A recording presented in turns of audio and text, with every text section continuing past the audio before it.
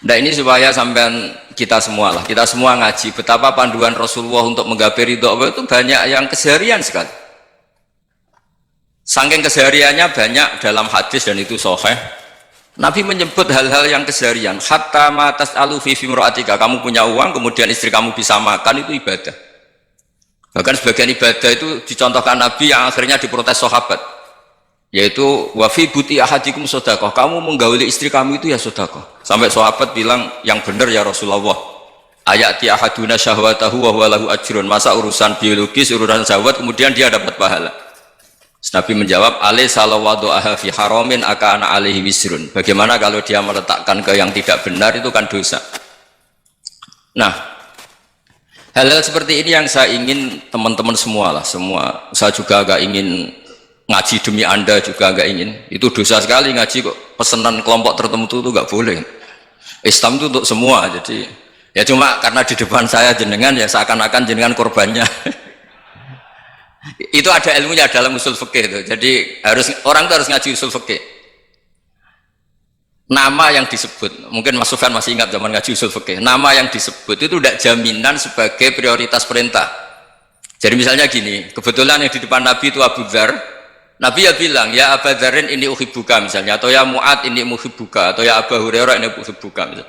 Banyaklah riwayat yang Nabi nyebut ya Aba Dzarin, ya Mu'ad, ya Aba Hurairah.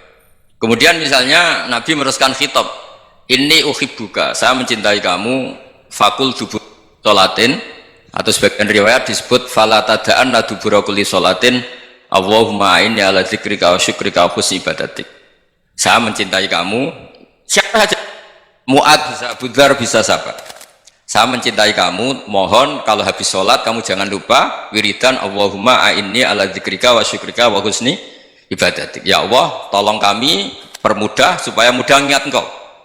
Anda tidak bisa mentang-mentang, wong nama saya Parmin, nama saya Purnomo, itu yang diperintahkan Mu'ad misalnya.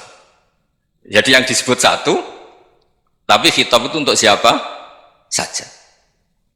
Saya teruskan ya. Jadi saya mohon semua kita melakukan kebaikan itu, kalau dalam kaidah fikih disebut al yakin la yuzalu bisyak.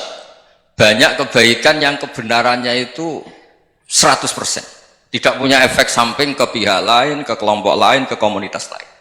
Itu tadi misalnya Anda makan dan itu murah sekali, hanya butuh satu piring, setiap punyaan kamu muji Allah, setiap minum kamu muji Allah. Itu redaksinya Rasulullah SAW disebut Allah sangat ridho ketika seorang hamba makan kemudian dia memuji Allah, atau minum kemudian dia muji Allah.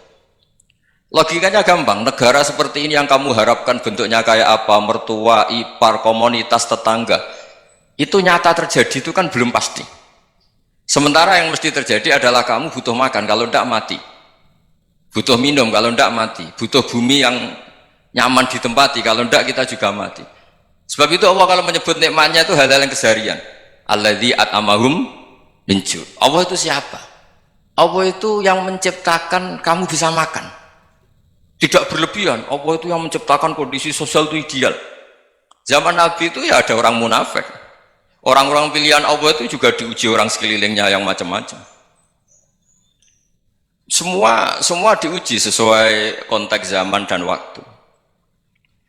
Nah, tapi ada ibadah-ibadah yang selalu disarankan Nabi. Sampai Nabi itu pernah ditanya, ayul Islam ya khairun ya Rasulullah, Islam terbaik itu gimana?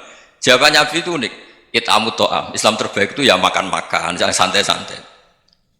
Ketika Allah menyebut beberapa kebaikan, falak tahamal aqobah wa ma adrokan apa? Mal aqobah. Terusannya apa? Fakku rokobah. Terusannya apa? Au'it amun fi yaumin di masubah. Ya, atau acara makan-makan itu juga Islam. Kenapa? Ya bayangkan kalau tidak ada makanan kita mati kan? Kondisi sosial tidak ideal itu Anda masih gak apa-apa. Tapi kalau Anda tidak makan, Anda tidak minum, kamu punya istri cerewet masih bisa hidup, punya mertua cerewet masih bisa hidup. Tapi kalau tidak makan bisa mati. Berarti penting mana istri sama makan? Penting mana? Makan. Semoga istri Anda dengar, nanti kamu disuruh makan tapi pulang deh. Itu kalau dibahasakan makan masih memahami. Penting mana nasi satu piring dengan istri. Nggak ada nasi mati, nggak ada istri belum mati. Penting mana? Gak berani jawab kan? Nah, ternyata Anda ada garang kan di depan istri. Jadi saya mohonlah, mungkin Mas Sufyan Sauri tadi yang bisa bantulah teman-teman tuh ngaji yang keseharian saja. Karena kita nyari ridha Allah itu berdasar firman Allah, dan firman Allah itu menyebut keseharian tuh riang gampang. Yaitu tadi misalnya wa min ayatihi manamukum billaili wan nahar. Termasuk ayat-ayat Allah itu kamu tidur. Maka dulu itu ada guyonan, ada tokoh Mu'tazilah, kelompok dalam Islam yang berpikir manusia itu bisa menentukan ikhtiarnya sendiri. Karena saya bisa duduk, ingin berdiri. Karena kelompok ini nggak terima kalau semua kehendak Allah, nanti bagaimana kalau semua kehendak Allah kok ada hisab ya, ada sanksi. Lucunya itu dia akhirnya, ini cerita ya, mencintai seorang perempuan cantik sekali. Dan itu dia menjadi ahli sunnah itu oleh hal-hal yang sepele. Karena istrinya cantik, ya namanya suami istri hubungan intim. Terus ditanya, Mas masih ingin lagi? Masih. Silahkan diulang lagi. Wah ya tidak bisa. Katanya manusia bisa menentukan yang diinginkan. Itu tobat itu. Itu nggak bisa ditobatkan Mas Sufyan Ats-Tsauri. Orang cantik yang mudah nobatkan orang itu orang cantik. Segampang itu. Akhirnya kita tahu, makanya kalau dalam kitab Hikam itu disebut al-aqil mayyakul madza yaf'alu wa hubi wal ghafil mayyakul madza af'al. Orang yang punya akal karena sadar ini wilayah Allah, semua milik Tuhan, itu dia tiap hari berpikir besok Allah akan melakukan apa terhadap dunia ini. Kamu merencanakan sesuatu mau plesir ternyata gempa, mau wisata ke Rusia ternyata perang. Kamu tidak pernah tahu apa yang akan terjadi besok. Wa ma tadri nafsum madza taksibu ghadan. Tapi anda semua kita ini sering punya jadwal permanen. Makanya saya kalau diundang siapa saja, sanad takdir. Yang jelas Gus ini acara penting. Ya masih acara penting nak pangeran ngersakno piye? Kok ape dadi pangeran? Kamu kok mau jadi Tuhan? Itu kadang ya kiai. Penting Gus acara ini jenengan harus memastikan bisa. Loh kamu itu yang ngajarin tauhid, sesuatu itu biadillah kok bilang-bilang apa pasti. Kalau maksa terus tak tobatkan kamu kata saya itu. Ya kalau gitu Gus bilang insya Allah. Wah itu hati saya, fisik saya, roh saya sudah bilang insya Allah. Tidak usah kamu latih kata saya. Nah hal-hal tauhid keseharian itu gampang sebetulnya. Wal ghafil yaqulu madza af'al. Tapi orang yang lupa Allah dia setiap hari bilang besok apa? Kita bisa melakukan apa? Seakan-akan dia itu aktor, dia penting, dia subjek permanen, dia. Padahal kita ini hanya objek kehendak Allah Subhanahu wa taala. Karena kita yakin sesuatu yang terjadi di alam raya ini kita tidak bisa apa-apa. Makanya saya sering ngaji, sering bilang saya, ketika Anda mensifati Allah, dia yang menghidupkan, sudah itu tanamkan sehingga ketika kita mati santai saja. Kenapa santai? Allah punya cara menghidupkan kita. Zaman kita hidup juga gak tahu caranya ngelola jantung, ngelola paru-paru. Kamu juga gak tahu ngelola oksigen yang tidak beracun, tidak ngandung polusi. Tahu-tahu hidup. Gak ingin tua ya tahu-tahu tua, gak ingin mati tahu-tahu mati. Selama ini kita hidup juga agak tahu apa sebetulnya. Hanya gaya tok, punya jadwal, punya planning. Kalau kamu bisa menentukan pilihan Anda, pasti Anda istrinya cantik, 4 neriman semua, kona'ah semua. Nyatanya enggak kan? Ada 1 jelek, cerewet. Oh itu kan, nyatanya enggak bisa apa-apa Anda kan? Dan kamu bawa mati lagi. Itu kan. Istri Anda juga gitu, punya keinginan punya suami yang ganteng, yang jabat, yang neriman, yang enggak poligami. Ya tidak kesampaian juga. Kalau kita ngitung tingkat kegagalan kita itu gagal terus. Ya kan? Nah, terus ingat Allah, madza yaf'alu wa hubi. Orang yang punya akal selalu berpikir Allah itu menghendaki apa terhadap saya. Lalu sama-sama orang gitu. Ngelihat orang yang serius, itu kata Anda itu pemikir berat, serius, senang punya tokoh yang merengut karena kamu anggap serius. Tapi sebagian orang anggap orang yang serius itu wong merengut, wong masam, wong muka kok ditekuk.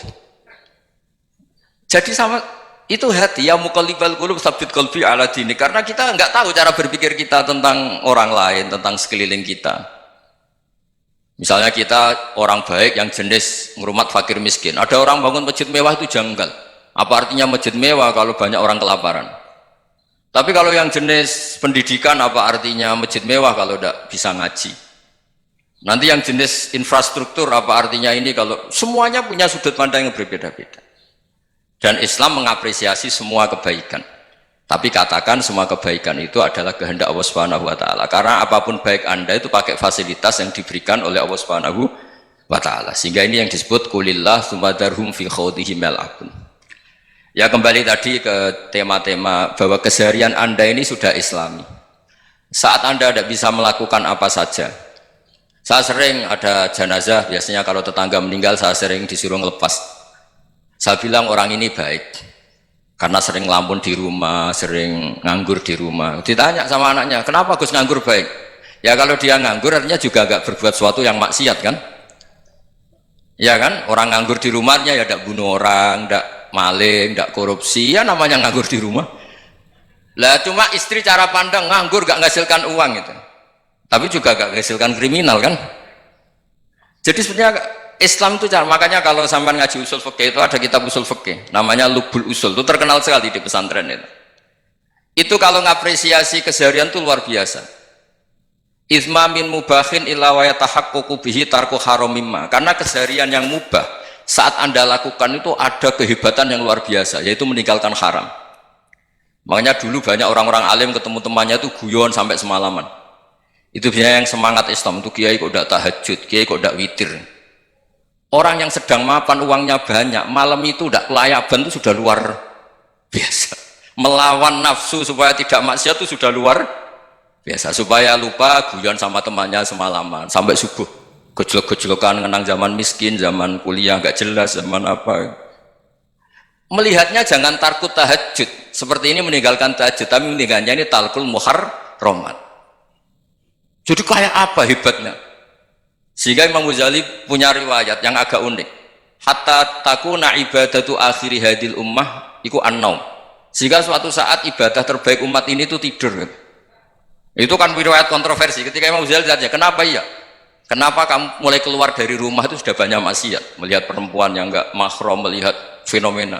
Tapi kalau kamu tidur itu enggak melihat apa-apa. Tapi juga kamu jangan nganggap tidur itu ibadah betul. Saatnya melakukan fardu ain malah masih tidur. Tapi itu sudut pandang yang menjadikan kita Islam itu gampang. Jadi saat Anda tidak bisa aktivitas apa-apa, misalnya ada beberapa orang yang lumpuh. Lumpuh itu memang nggak bisa Jumatan, nggak bisa ibadah, tapi dia juga nggak bisa maksiat.